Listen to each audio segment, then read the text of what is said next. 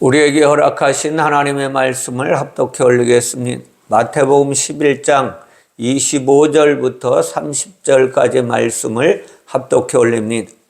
그때 예수께서 대답하여 이르시되 천지의 주제이신 아버지여, 이것을 지혜롭고 슬기 있는 자들에게는 숨기시고 어린 아이들에게는 나타내심을 감사하나이다.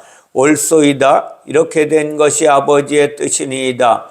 내 아버지께서 모든 것을 내게 주셨으니 아버지 외에는 아들을 아는 자가 없고 아들과 또 아들의 소원대로 계시를 받은 자 외에는 아버지를 아는 자가 없느니라. 수고하고 무거운 짐진 자들아, 다 내게로 오라. 내가 너희를 쉬게 하리라. 나는 마음이 온유하고 겸손하니 나의 멍에를 메고 내게 배우라. 그리하면 너희 마음이 쉼을 얻으리니 이는 내 멍에는 쉽고 내 짐은 가벼움이라 하시니라. 아멘.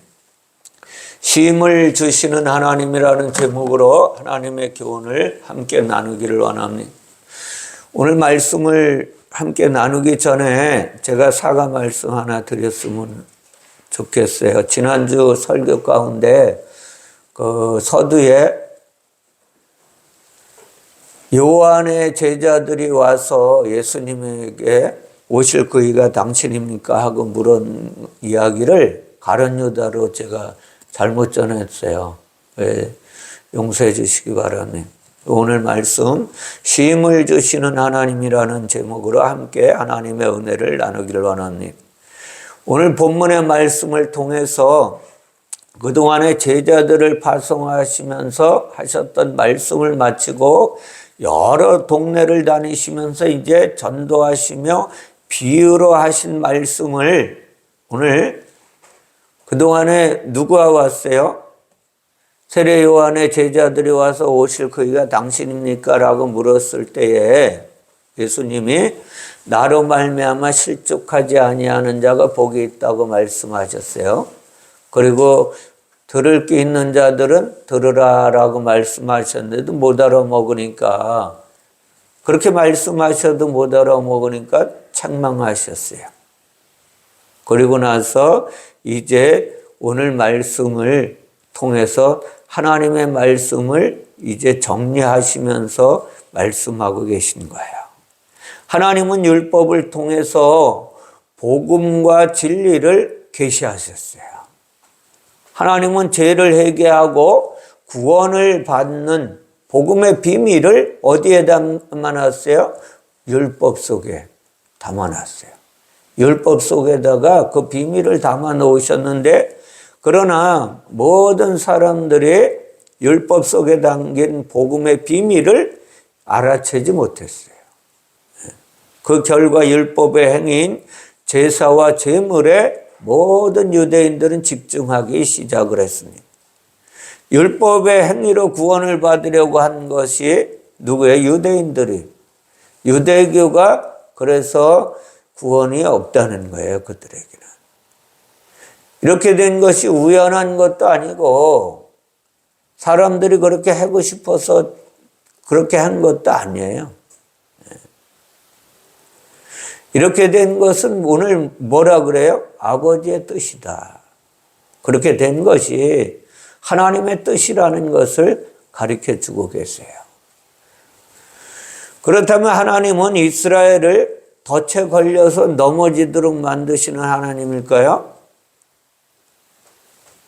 그런 이야기를 하는 것도 아니에요. 왜 그러냐 하면 모든 사람이 구원받기를 원하시는 하나님이기 때문에. 이스라엘의 율법 속에서 복음의 비밀과 진리를 읽어내지 못하는 것은 영과 육의 관계를 하나님이 설명하는 것이, 이 역사를 통해 계시하시는 하나님의 뜻을 이야기하고 있는 거예요. 사람은 육체가 되었고 육체를 가지고 있는 지혜로운 영이신 하나님의 뜻을 알지 못해요. 보세요. 사람은 육체가 되었기 때문에 육체를 가지고 있는 한 영이신 하나님의 뜻을 깨닫지 못한다는 거예요. 이러한 관계를 역사 속의 이스라엘을 통해서 하나님이 비추어 내시는 거예요. 그리고 그 교훈을 통해서 모든 사람이 구원에 이르기를 바라는 하나님의 뜻이 그 안에 담겨져 있어요. 그리고 이 뜻을 사도 바울을 통해서 다음과 같이 주님께서 말씀하셨어요. 고린도전서 10장 11절에 보면 그들에게 일어난 이런 일을 본보기가 된다. 그동안에 일어났던 모든 일들은 본보기가 되고 또한 말세를 만난 우리를 어떻게 깨우치기 위하여 기록해 놓았다. 그러니까 율법은요, 말세를 만난 우리를 깨우치기, 깨닫게 하기 위해서 기록해 놓았다는 거예요. 깨닫고 그렇게 살지 않도록 만들시기 위해서. 성경과 성경 속의 이스라엘의 역사는 현재를 사는 모든 사람들을 어떻게 깨닫게 만드셔서 구원에 이르도록 하기 위한 하나님의 계획이라는 거예요. 하나님의 구원 계획을 하나님이 숨겨놓으신 것이 어디예요? 율법이에요. 그리고 비유의 말씀도 숨겨놓으셨어요. 비유로. 구약의 율법의 비밀로 숨겨졌고 신약 복음서에 와서 비유로 오늘도 말씀하시는 거예요. 하나님의 의도가 숨겨진 까닭 중에 하나는 사람이 너무나 지혜롭고 슬기롭기 때문이라고 예수님께서 말씀하세요. 이것은 역설적인 하나님의 말씀이거든요. 왜 지혜롭고 슬기로운데 복음과 진리를 깨닫지 못하느냐는 거예요. 사람의 지혜로, 사람의 사람의 지혜롭고 슬기로움 가지고는 영이신 하나님의 말씀을 깨달을 수가 없는 거예요. 보이는 것 가지고 보이지 않는 세계를 볼 수가 없다는 걸 가르쳐 주시는 거예요. 이것을 사도 바울을 통해서 주님께서 다음과 같이 우리에게 교훈하세요. 뭐라고 교훈하시냐면 기록된 바 고린도전서 1장 19절 이하예요. 지혜 있는 자들의 지혜를 멸하고 총명한 자들의 총명을 폐하리라 하셨으니 지혜 있는 자가 어디 있느냐? 선비가 어디 있느냐? 이 세대의 변론가가 어디에 있느냐? 하나님께서 이 세상의 지혜를 미련하게 하신 것이 아니냐? 하나님의 지혜에 있어서는 이 세상이 자기 지혜로 하나님을 알지 못하므로 하나님께서 전도에 미련한 것으로 믿는 자들을 구원하시기를 기뻐하셨도다. 아멘. 하나님께서 전도에 미련한 것으로 믿는 자들을 구원하시기 위함이다. 사람들이 가지고 있는 세상의 지혜는 영이신 하나님께서 보실 때는 뭐예요? 미련한 거예요. 영이신 하나님을 육으로 이해하려고 하니까 하나님을 발견할 수가 없는 거예요. 하나님은 결코 누구를 시험하여 공경에 빠뜨리는 분이 아니십니다.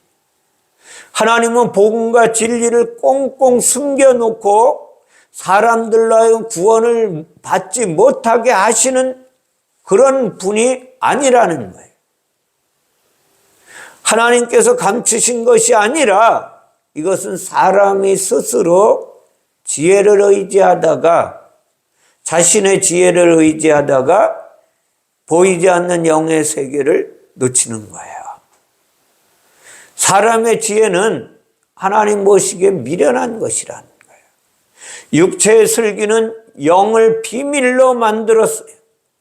이러한 딜레마를 해결하기 위해서 하나님께서 택하신 방법이 뭐예요? 전도하러 이 땅에 오시는 거예요. 육체를 입고. 미련하잖아요.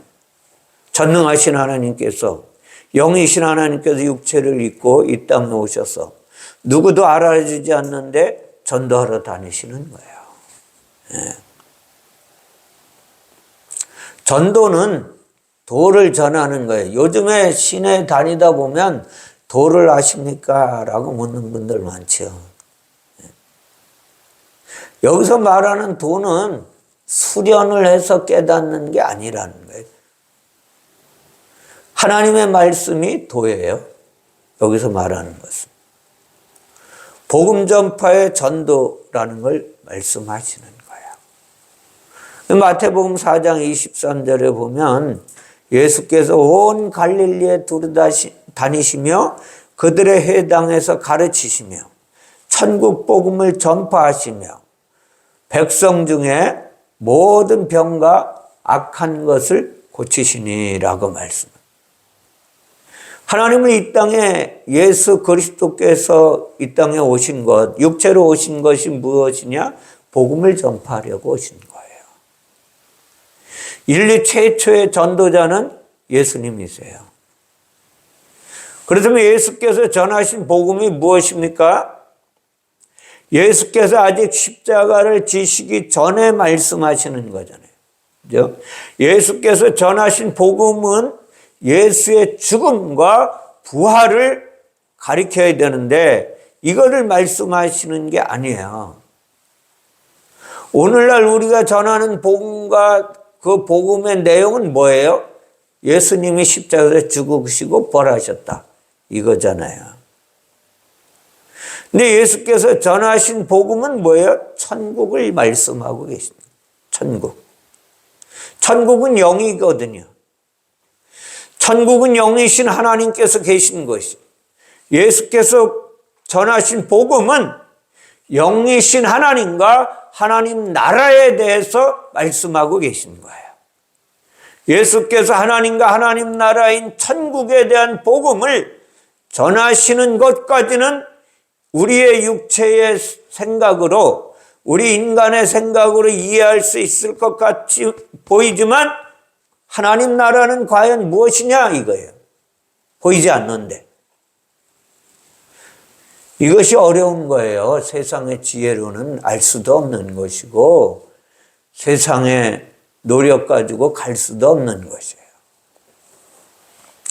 왜 어려운가 하면 하나님 나라는 모두 영이기 때문에, 영의 세계이기 때문에 보이지 않으니까 어려운 거예요. 열심히 일해서 돈 주는 거 그거 보이는 거니까 어렵지 않잖아요. 열심히 일하면 돈 받으니까. 근데 영은 사람의 눈으로 안 보이니까 이게 문제라는 거예요.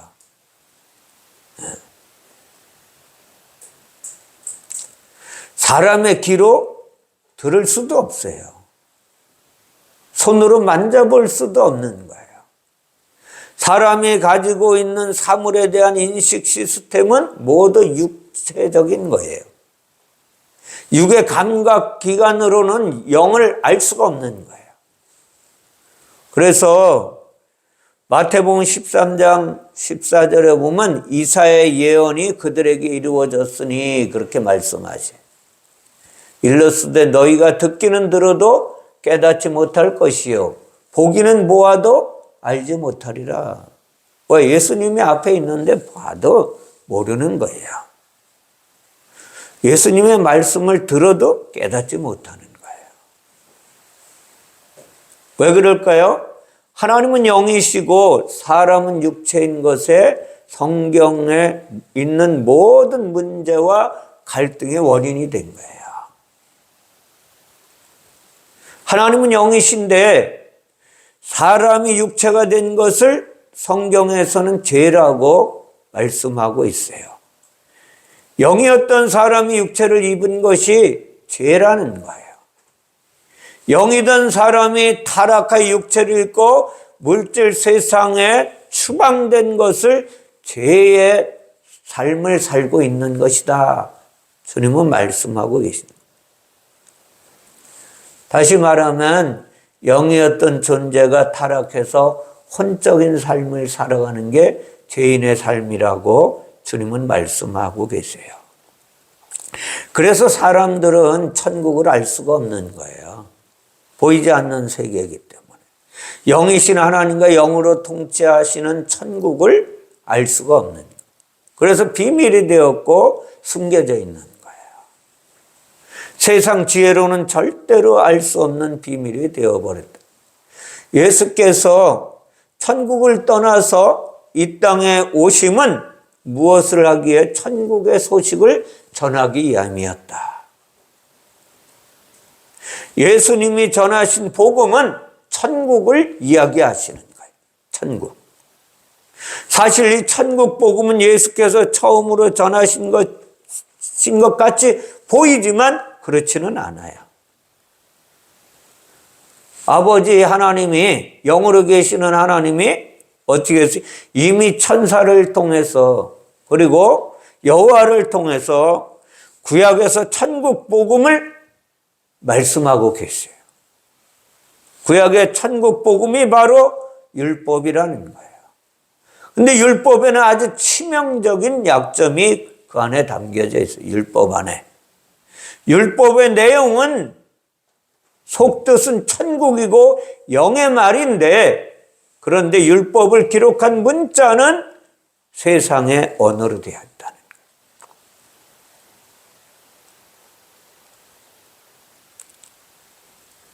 거예요. 율법이 우리가 사용하는 세상의 문자로 기록되어 있기 때문에 영의 이야기를 설명하기가 쉽지 않은 거예요. 알아들을 수가 없다는 거예요.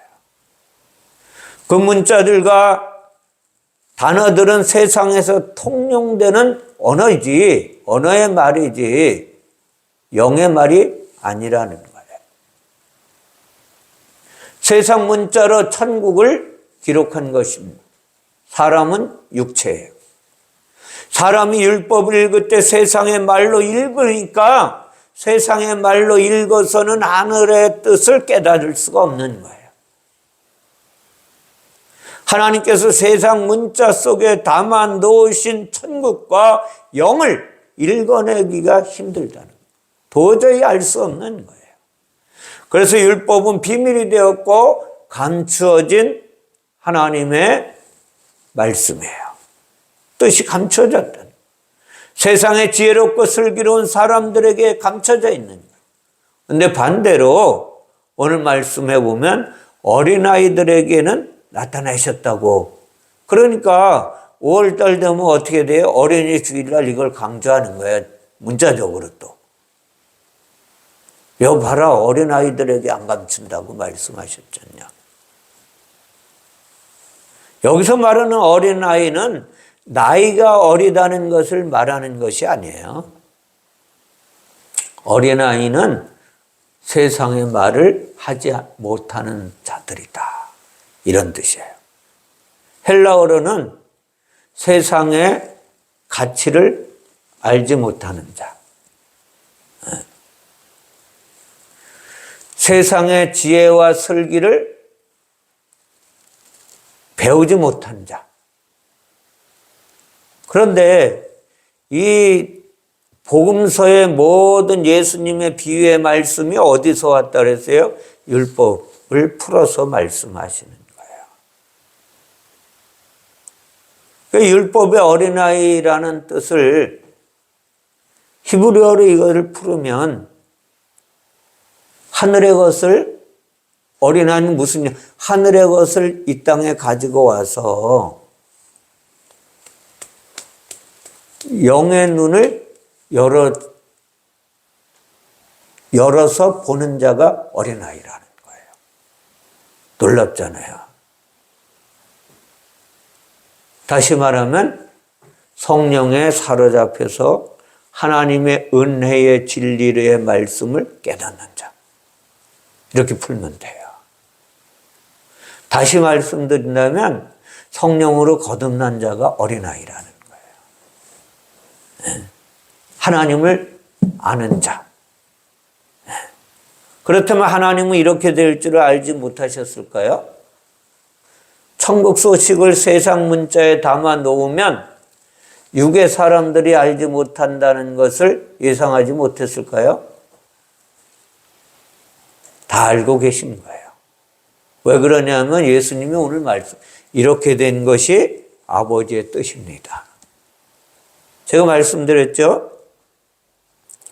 10장에서 제자들을 파송하시고 또 11장에 와서 또 전도하러 가시려고 왔는데 침례 요한의 제자들이 와서 예수님이 하시는 말씀을 못 알아먹는 거예요. 네. 못 알아먹으니까 뭐라 그러세요? 들을 게 있는 자는 들으라고 누구에게? 제자들에게 하는데 또 못 알아먹는 거예요. 그래서 책망을 하셨어요. 지난주에 보면. 책망을 하셨는데도 회개하지 않는 거예요. 근데 그렇게 된 것이 누구의 뜻이라고요? 아버지, 영의 하나님의 뜻이라는 거예요. 네. 이러한 갈등을 해결하려고 영의 하나님으로 계시던 그 하나님이 육을 입고 이 땅에 오셔서 지금 말씀하시는 거예요.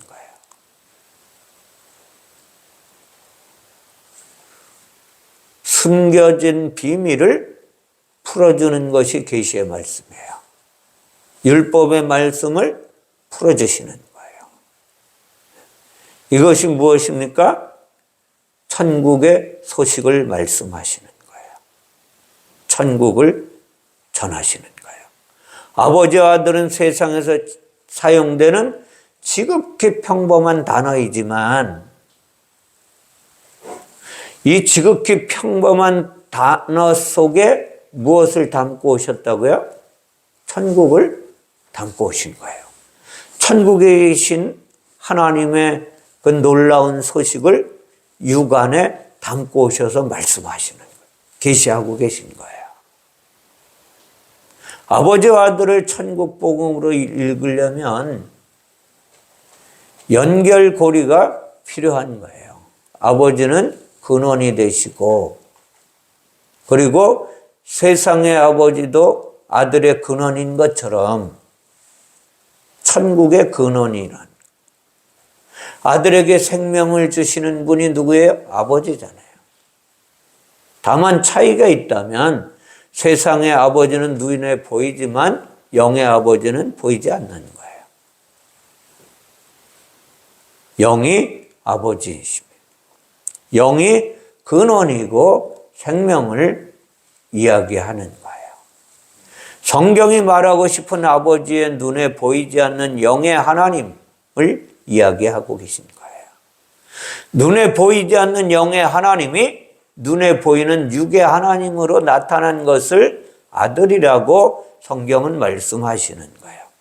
세상의 아들은 생리적인 남자를 뜻하지만 성경의 아들은 영을 가지고 나타난 육체를 이야기하는 거예요. 영의 하나님인데 영을 가지고 육체를 입고 오셨다는 거예요. 보이지 않는 영이 눈에 보이는 육체로 나타난 것을 오늘 아들이라고 말씀하십니다. 영의 하나님이 육체를 입고 오신 분이 아들 예수 그리스도예요.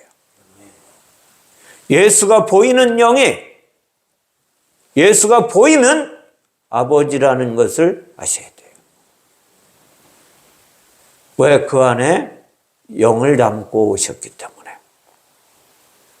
아버지와 아들은 별개의 존재처럼 보입니다.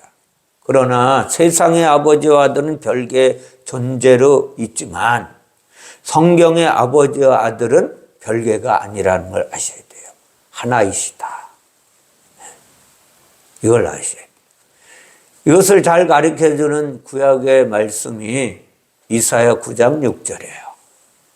한 아기가 우리에게서 낳고 아들을 우리에게 주신 바 되었는데 그의 어깨에는 정사를 메었고 그의 이름은 기묘자라 묘사라 전능하신 하나님이라 영존하시는 아버지라 평강의 왕이라 할 것임이니라. 아멘. 아기가 태어났어요. 그런데 아기가 아들이래요. 그런데 이 아들인 아기가 하나님이라고 또 말씀하세요. 그죠? 이 아들이 놀라운 분입니다. 아들이 뭐예요? 성령으로 오신 분이에요. 아들이 영존하시는 아버지라고 또 말씀하세요.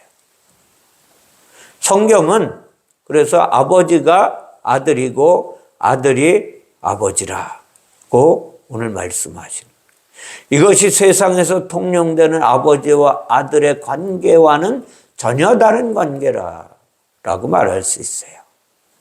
세상의 아버지가 씨와 생명을 아들에게 주듯이 하나님 아버지도 아들 예수에게 씨와 생명인 영을 주었다는 거예요.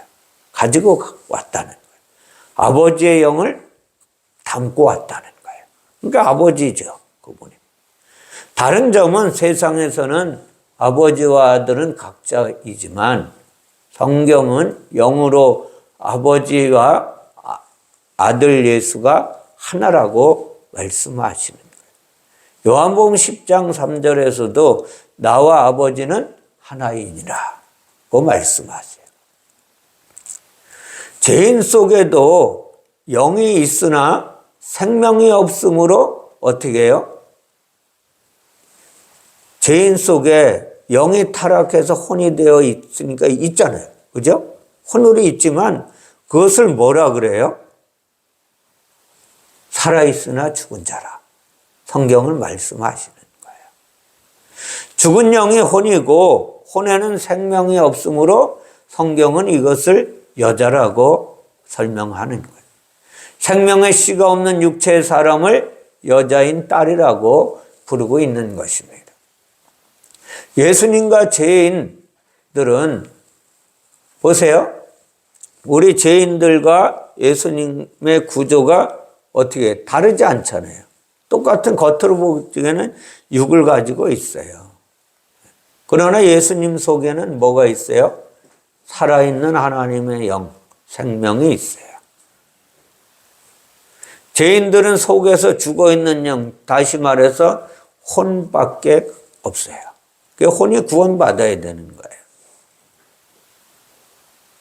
영의 하나님이 아버지고 아버지의 영을 그대로 육체에 담고 오신 분이 예수 그리스도라. 이것을 우리는 잘 알아야 돼요. 이것을 이해하지 못하면 성경의 하나님의 말씀이 영으로 보일 수가 없는 거예요. 아버지 외에는 아들을 아는 자가 없다고 주님이 오늘 말씀하죠. 세상 이야기하는 것이 아니라는 것을 전제로 말씀드립니다. 세상에는 아들을 아버지만 알 리가 없잖아요. 어머니도 아들을 알고 형제들도 알잖아요.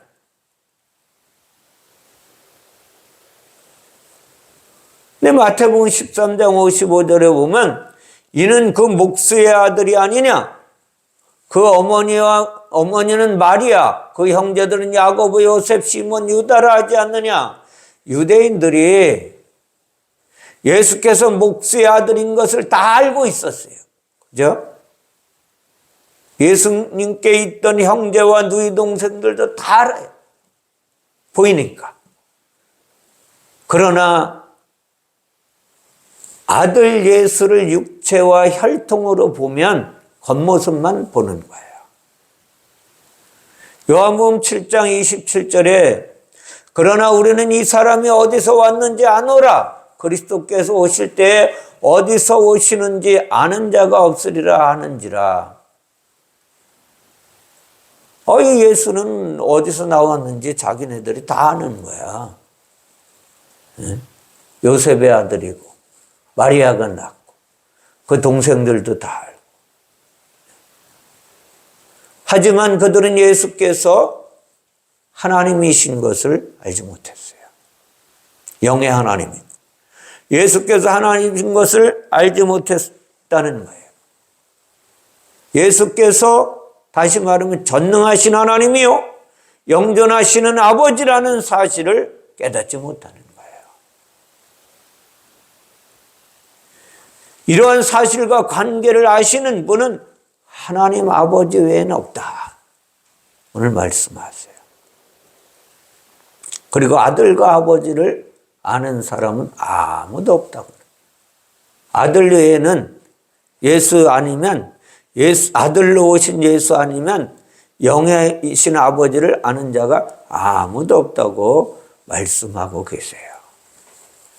왜 아들 외에는 아버지를 아는 사람이 없는가 하면 세상에 있는 모든 사람이 누구의 딸이기 때문에. 아들은 아버지를 아는 자라고 말씀하시잖아요. 딸은 아버지를 모르는 자예요. 이것은 아들, 딸이나 남성과 여성에 관한 이야기가 아니라는 걸 전제로 말씀드리는 거예요. 영의 관계에 관한 이야기를 지금 말씀드리는 거예요. 영적인 이야기. 아들은 아버지의 영을 그대로 육체에 담고 온 예수 그리스도. 딸은 아버지의 영을 타락시켜 혼으로 죽은 영을 육체에 담고 온 죄인들이라. 이것을 성경은 딸이라고 말씀하시고 여자라고 말씀하시는 거예요. 그러므로 육체의 죄인들은 영의 아버지를 알 수가 없잖아요. 거룩한 영으로 오신 아들 예수님만 아버지를 알고 계시다는 것을 오늘 말씀드립니다. 아들 예수는 아버지와 천국을 보고 들은 유일한 분이에요. 천국에서 오셨기 때문에.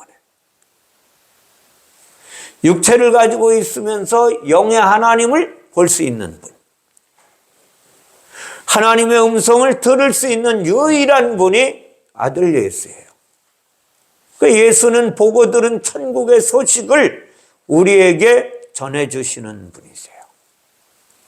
아들 외에도 아버지를 아는 사람이 있겠어요? 원래는 아들만이 서로의 존재를 알 수 있었습니다. 그런데 세상의 죄인들은 아버지도 아들도 알지 못하는 거예요. 아버지의 소식을 아들 예수께서 가지고 오셨고 딸이 된 죄인들에게 지금 전해 주시는 거예요. 세례 요한이 전한 바 가까이 온 천국이 예수 그리스도라는 거예요. 예수께서 전하신 천국은 아버지이고 영의 이야기를 말씀하시는 거예요. 영적인 이야기. 아버지가 아들 예수가 전한 복음입니다. 예수께서 전하신 아버지와 천국과 영을 깨달은 사람은 드디어 아버지를 알게 되는 거예요. 보이지 않는 영의 하나님을 볼 수 있게 되었고 하나님의 음성을 들을 수 있게 된 것을 아셔야 돼요. 어떻게 그런 일이 가능할까요?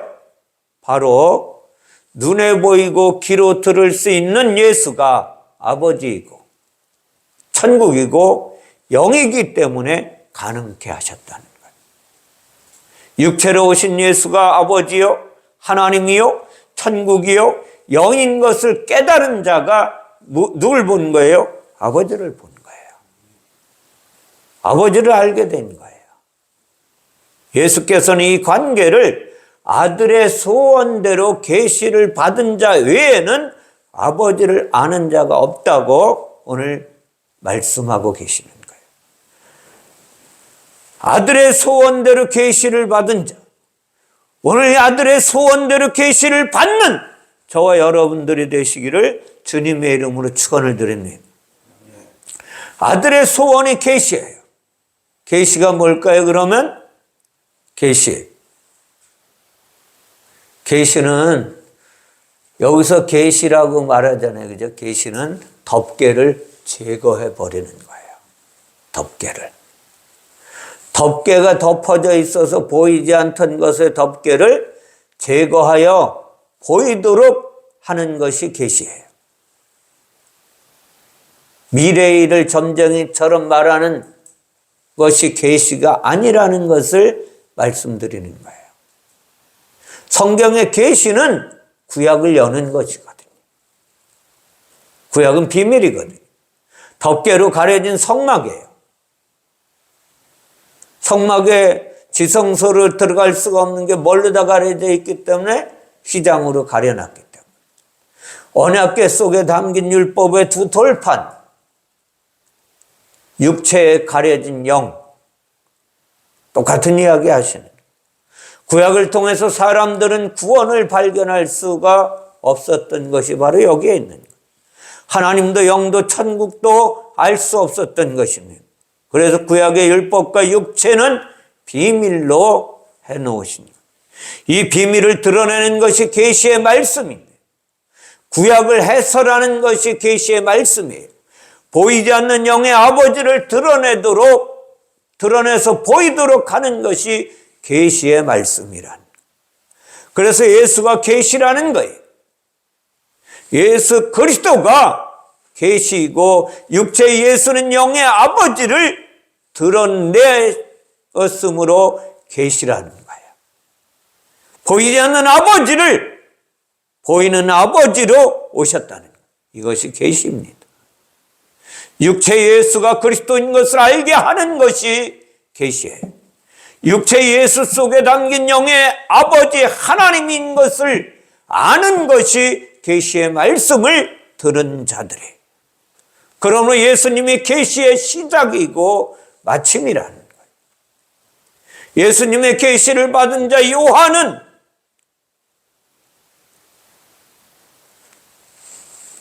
계시록 1장 1절에서 예수 그리스도의 계시라고 말씀하고 있습니다. 다시 말씀드리면 예수가 그리스도인 것을 말씀하시는 거예요. 육체를 입고 오신 예수, 그분이 그리스도의 영을 가지신 하나님 아버지인 것을 계시의 유일한 내용을 가지고 말씀하는 거예요. 다른 계시는 없다고 성경은 우리에게 말씀합니다. 예수가 유일한 계시라는 것을 아셔야 돼요. 마가복음 1장 1절에도 하나님의 아들 예수 그리스도의 복음의 시작이라고 말씀하십니다. 복음의 시작, 계시의 시작이라 이렇게 말씀합니다. 예수께서는 모든 말씀을 비유로만 말씀하셨어요. 구약의 비밀을 비유로 풀어주시는 것입니다. 하지만 비유는 비유일 뿐이지 이것도 실상이 될 수가 없는 거예요. 비유는 또 다른 해석을 알아야지만 또 다른 해석을 필요로 하는 것이 비유의 말씀이에요. 비밀을 설명하려고 하니까 너무 어렵고 힘들어서 중간 과정을 거치는 것이 비유의 말씀이에요. 알아들을 만한 것을 동원하여 설명하는 것이 비유의 말씀이에요.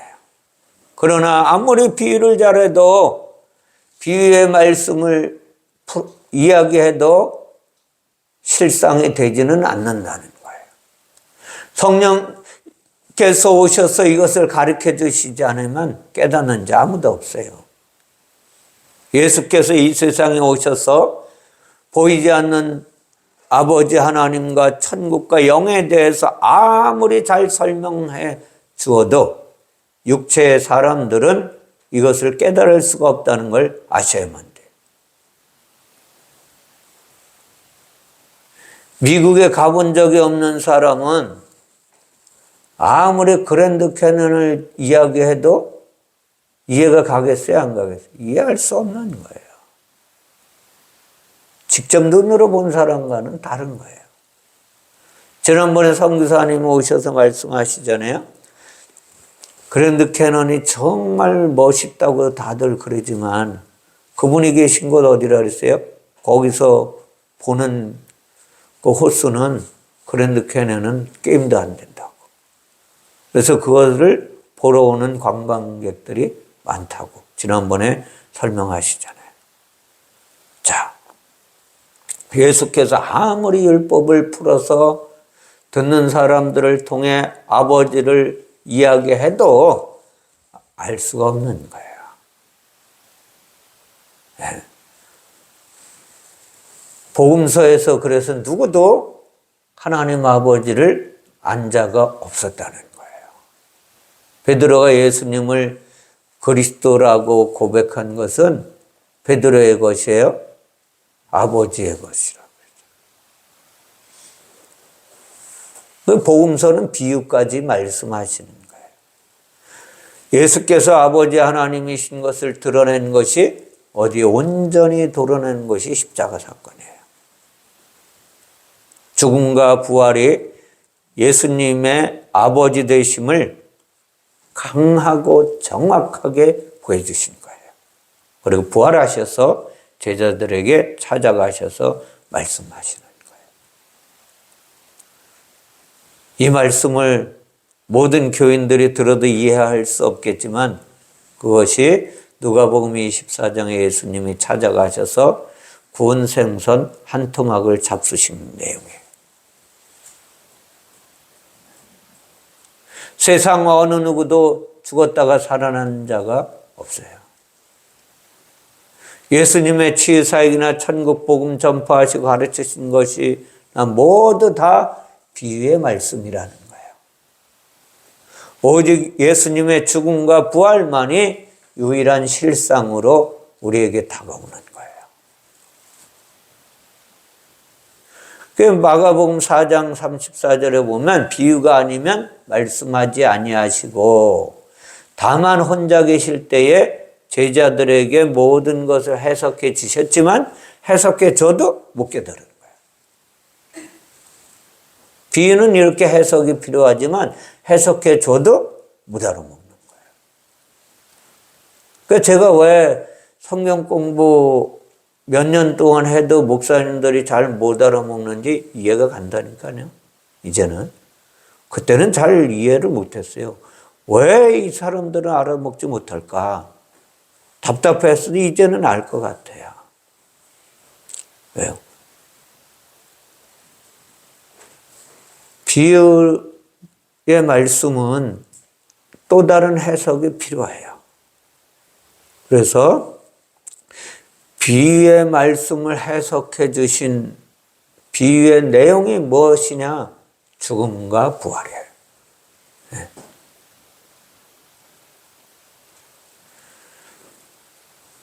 마태복음 16장 21절에 보면 이때로부터 예수 그리스도께서 자기가 예루살렘에 올라가 장로들과 대제사장들과 서기관들에게 많은 고난을 받고 죽임을 당하고 제3일에 살아나야 할 것을 제자들에게 나타내시니 말씀하세요. 예수님이 죽으시고 3일 만에 부활하시는 것이 성경의 유일한 계시라는 걸 아셔야 돼요. 네. 율법의 비밀과 복음서의 비유를 밝히 드러내시는 것이 무엇이냐? 죽음과 부활이에요. 예수님의 죽으심은 수고하고 무거운 죄의 짐을 진 사람들에게 계시가 되어야 돼요. 그리고 복음이 우리 안에 들어와야 돼요. 예수님의 죽음과 부활을 통해서. 그리고 예수님이 하신 모든 비유의 말씀이 진리의 말씀으로 우리 안에 담겨야 돼요. 수고하고 무거운 짐은 육체이고 율법이고 사망이에요. 자유로운 영이 육체를 입고 있는 한 어떻게 돼요? 수고와 무거운 짐이라는 거예요. 원래는 자유로운 영이었었는데. 그래서 예수님은 마음이 온유하고 겸손하다고 오늘 말씀하시는 거예요. 우리는 산상수훈에서 보면 온유한 자는 복이 있나니 뭐를 기업으로 받는다 그래요? 네. 천국을 기업으로 받는다 그래요. 이걸 아셔야 돼요. 이거를. 그래서 온유는 예수님만 가지고 계신 거예요. 이사야 53장 7절에 그가 곤욕을 당하여 괴로울 때에도 그의 입을 열지 아니하였으며 마치 도수장으로 끌려가는 어린 양과 털 깎는 자 앞에서 잠잠한 양같이 그의 입을 열지 아니하였도다. 아멘. 죽을 줄 알면서 십자가의 도수장으로 걸어가신 하나님의 어린 양이 바로 온유라는 걸 아셔야 돼요. 죽음 앞에서도 아버지의 뜻에 순종해내는 예수 그리스도. 그 예수가 온유란. 겸손은 비천한 자리에 처해도 원망하거나 불평하지 않는 것입니다. 다시 말씀드리면 교만하지 않는 것이 겸손이에요. 교만은 뭘까요? 교만은 내가 하나님처럼 살려고 하는 거예요. 내가 하나님인 양 사는 게 교만이에요. 하나님의 자리에 내가 올라앉아서 살려고 하는 게, 내 뜻대로 살려고 하는 게 교만이에요. 겸손은 낮아지는 것이에요. 영이신 하나님이 높은 자리에서 천국에 계시던 그 하나님이 낮고 낮은 이 땅에 오신 것이거든요. 네. 이것을 우리 아셔야 돼요. 죄 없으신 예수께서 육체를 입고 오신 것 자체가 하나님의 겸손이에요. 더욱이 십자가에서 죽기까지 아버지의 뜻을 따른 것이 겸손입니다. 내 육체의 생각대로 하지 않고, 온유와 겸손은 모두 예수님의 십자가 사역을 향하여 가르쳐주고 있어요. 사람이 죄인된 이유는 온유하지 못했고 겸손하지 못했기 때문에 죄인으로 사는 거예요. 하나님 위에 자신을 높이려 했던 삶, 자기를 부인하지 않았기 때문에 죄인이 되어 육체로 살아가는 존재입니다. 예수께서 십자가를 지심으로 온유와 겸손의 본을 보이셨어요. 드러내셨다는 거예요. 우리가 예수님과 함께 십자가를 지는 것이 온유하고 겸손한 자의 삶이에요. 그래서 너희는 누구를 본받으라 그래요? 그리스도 예수를 본받으라고 말씀하고 계신 거예요. 예수와 함께 멍에를 매는 것이 구원이고 천국의 삶을 사는 것입니다. 예수께서 모든 짐을 내려놓으신 그 멍에에 동참하는 것이 계시된 영이신 아버지 하나님을 만나는 길입니다. 예수가 구원이고 계시이고 아버지이시기 때문에. 오늘 29절에 보면 나는 마음이 온유하고 겸손하니 나의 멍에를 메고 내게 배우라. 아멘. 그리하면 너희 마음이 쉼을 얻으리니. 아멘. 멍에가 무엇일까요? 멍에. 예수님이 지신 멍에. 십자가를 가리켜 우리 안에 연결해 주는 거예요. 십자가를 가리킬 자가 누가 있어요? 하나님 외에는. 진리를 가리켜 우리에게 연결해 줘서 이 진리의 계시가 예수 그리스도의 사역이었음을 우리에게 가르쳐 주는 거예요. 그분이 누구예요? 어떻게 우리 실력으로 예수님을 배울 수가 있겠어요? 없어요. 누구도 배울 수 없습니다. 지식은 알 수 있을지 몰라요. 그러나 그 지식은 교만을 낳기 밖에 없어요. 지가 하나님처럼 살아간다는 거예요. 요한복음 14장 26절에 예수님께서 말씀하시는 거예요. 26절에. 요한복음 14장 26절에서 보혜사 곧 아버지께서 내 이름으로 보내실 성령, 그가 너희에게 모든 것을 가르치시고 내가 너희에게 말한 모든 것을 생각나게 할 것이다. 아멘. 배우려면 가르치는 분이 계셔야 되잖아요.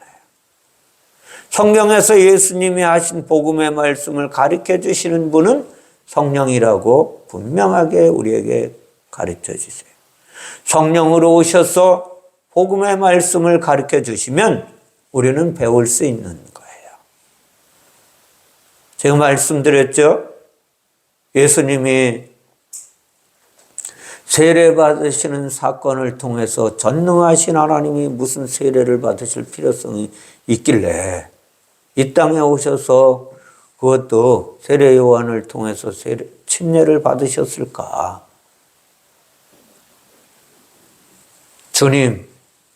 주님은 하나님이신데 전능하신 하나님이 무슨 죄가 있다고 침례를 받으실 필요가 있습니까? 라고 며칠간을 부르짖어 기도했을 때에 3일째 새벽에 주님이 가르쳐 주셨다고 말씀드린 적이 있어요. 나의 멍에를 메고 내게 배우라고 말씀하신 것은 다시 말하면 성령으로 오셔서 우리의 눈을 열어서 십자가에서 죽으시고 부활하신 대속의 은혜를 알게 하시는 거예요. 이것을 깨닫지 못하면 믿음의 삶을 살 수 있는 자 아무도 없는 거예요. 하나님의 대속의 은총을 받은 자는 어떻게 된다 그래서 쉼을 얻을 것이라. 꼭 오늘 계시의 말씀을 하시네. 여기서 쉼은 무엇을 가리키고 있는지 알아야 돼요. 쉼은 진리의 성령께서 우리의 눈을 열어서 하나님의 축복을 깨닫게 하시는 게 쉼을 얻는 거예요. 하나님이 우리 안에 오셔서 역사하시면 놀라운 하나님의 은혜를 경험하고 하나님의 은혜를 경험한 자만이 이 세상에 살면서 자유케 되는 거예요. 그걸 다시 말씀드리면 요한복음 8장에서 예수님이 다음과 같이 말씀하신 진리를 알지니 진리가 너희를 자유케 하리라고. 아멘. 쉼은 쉽게 말하면 아무것도 하지 않는 거잖아요. 그죠? 이것을 가지고 우리 어릴 때 교회에서 어떻게 했어요? 장로님들이 주일날 빨래도 못하게 하고 버스도 못 타고 다니게 했잖아요. 네. 교회에서도 목회자들도 그렇게 가르친 적이 많죠. 마가복음 2장 27절, 28절에 보면 안식일이 사람을 위하여 있는 것이라고 말씀하신 뜻이 무엇인지 아셔야 돼요. 사람을 위하여 있는 것이 안식일이라. 다시 말하면 죄인을 안식하게 만드시. 구원받아서 이제 내가 하나님이 안식한 것처럼 하나님의 구원하심이 내 안에 더 이상 필요 없고 너는 이제 죄악으로 살던 그 삶에서 자유케 되는 삶이 무엇인지 아세요? 안식일이에요. 안식. 중요한 거예요.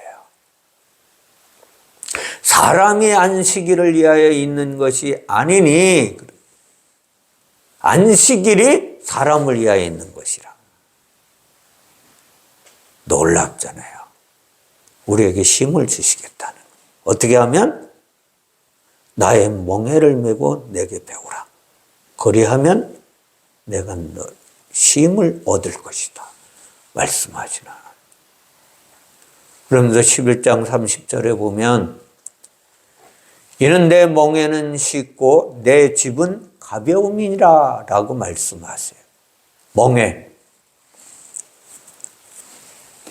멍에가 우리나라는 멍에라고 한글 성경돼 있잖아요. 멍에를 매다라는 것은 우리가 뭐 멍에를 맬 수 있어요? 그런 게 아니거든요. 영의 눈이 열리는 거예요. 다시 설명해 드리면 하나님이 우리에게 찾아오셔서 우리의 닫혀진 영의 눈을 열어서 대속의 은혜를 깨닫게 하시는 거예요. 그리고 그 은혜를 내가 붙잡고 사는 거야.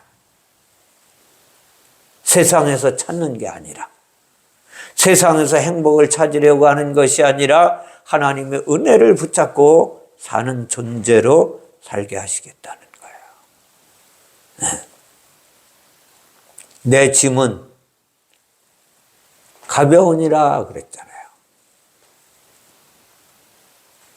자, 보세요. 짐이 뭐냐? 내 짐. 예수님의 짐이라 그랬잖아요. 그죠?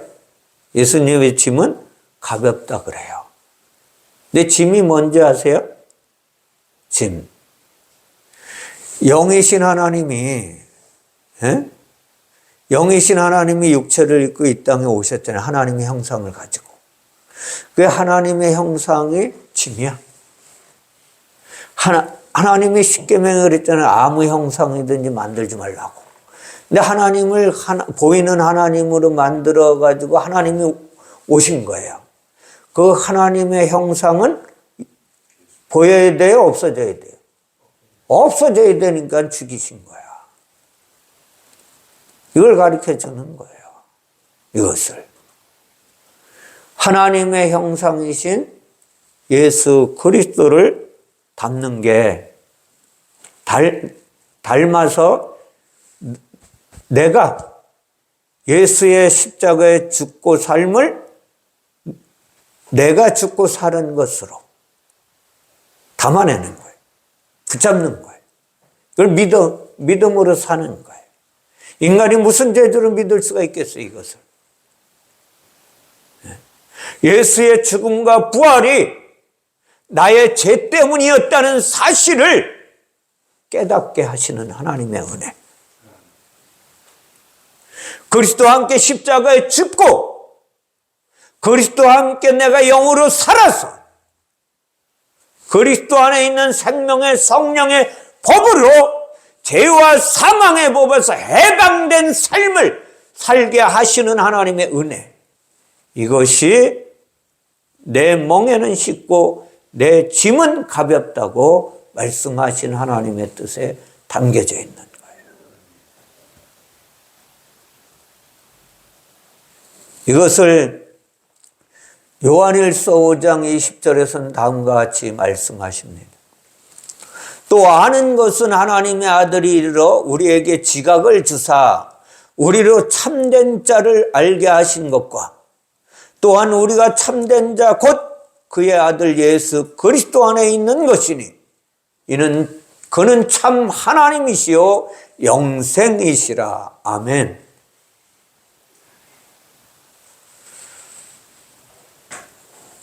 오늘 우리에게 쉼을 주시는 하나님이라고 말씀드립니다. 저 여러분 모두는 아버지 곧 하늘에서 영으로 계시던 아버지께서 거룩한 영으로 계시던 그분이 육신의 몸을 입고 이 땅에 아들로 오셔서 죄인으로 영원히 죽을 수밖에 없는 영벌에 들어가도 아무 불평할 수 없는 존재인 우리를 위해 십자가에서 죽으시고 부활하셔서 거룩한 영 성령으로 우리 안에 찾아오셔서 마지막 때에 말세 지말에 우리에게 찾아오셔서 이것을 가르치시고 알게 하시고 은혜 베푸셔서 그리스도를 닮아가도록 인도하시는 하나님의 은혜, 이것을 우리에게 베풀어 주시겠다. 그러므로 이제 더 이상 세상에서 방황하지 말라는 거예요. 세상에서 기쁨과 행복을 찾으려고 하지도 말라는 거예요. 진리의 말씀으로 인도하시는 그 하나님의 은혜 안에서 기뻐하며 감사하며 참만족을 누리며 자녀의 권세를 누리며 살아가는 저와 여러분들의 삶이 되시기를 주님의 이름으로 축원을 드립니다. 기도하겠습니다. 사랑의 하나님 감사합니다. 오늘 주님께서 우리에게 말씀하시는 쉼을 허락하시는 하나님의 그 놀라우신 은혜가 무엇인지를 성령으로 함께 나누게 하심을 감사드립니다. 전하는 자나 듣는 자가 한 주간 동안에 내 생각대로 살지 말게 하시고 성령의 이끄심을 따라서 하루하루 승리자의 삶을 살아낼 수 있도록 축복하여 주시기를 원하오며 거룩하신 예수님의 이름으로 기도하옵나이다. 아멘.